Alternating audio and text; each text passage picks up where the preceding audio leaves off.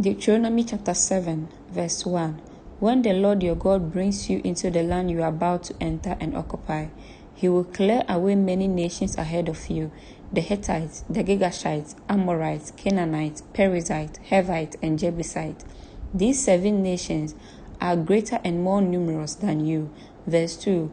When the Lord your God hands these nations over to you, and you conquer them, you must completely destroy them. Make no treaties with them and show them no mercy. Verse 3. You must not intermarry with them. Do not let your daughters and sons marry their sons and daughters. Verse 4. For they will lead your children away from me to worship other gods. Then the anger of the Lord will burn against you, and he will quickly destroy you. Verse 5. This is what you must do.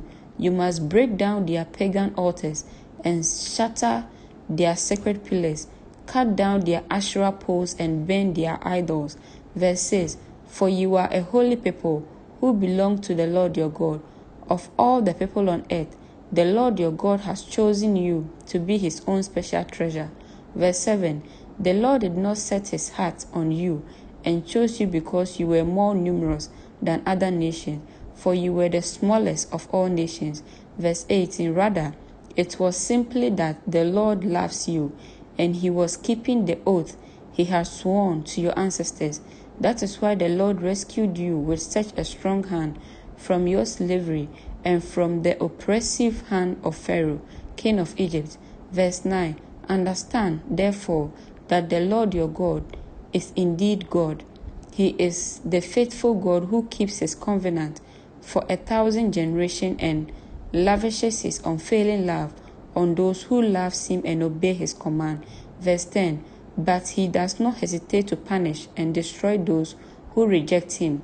Verse 11. Therefore, you must obey all these commands, decrees, and regulations I am giving you today. Verse 12. If you listen to these regulations and faithfully obey them, the Lord your God will keep his covenant of unfailing love with you, as he promised with an oath to your ancestors. Verse 13. He will love you and bless you. He will give you many children. He will give you fertility to your land and your animals. When you arrive in the land he swore to give your ancestors, you will have large harvests of grain, new wine and olive oil, and great herds of cattle, sheep and goats. Verse 14. You will be blessed above all nations of the earth. None of your men or women will be childless, and all your livestock will bear young. Verse 15. And the Lord will protect you from all sickness. He will not let you suffer from the terrible diseases you knew in Egypt, but he will inflict them on all your enemies. Verse 16. You must destroy all the nations the Lord your God hand over to you. Show them no mercy, and do not worship their gods, or they will trap you. Verse 17. Perhaps you will think to yourself, how can we ever conquer these nations that are so much more powerful than we are? Verse 18. But don't be afraid of them. Just remember what the Lord your God did to Pharaoh and to all the land of Egypt. Verse 19. Remember the great terror the Lord your God sent against them. You saw it all with your own eyes. And remember the miraculous signs and wonders, and the strong hand and powerful arm with which he brought you out of Egypt. The Lord your God will use this same power against all the people you fear. Verse 20.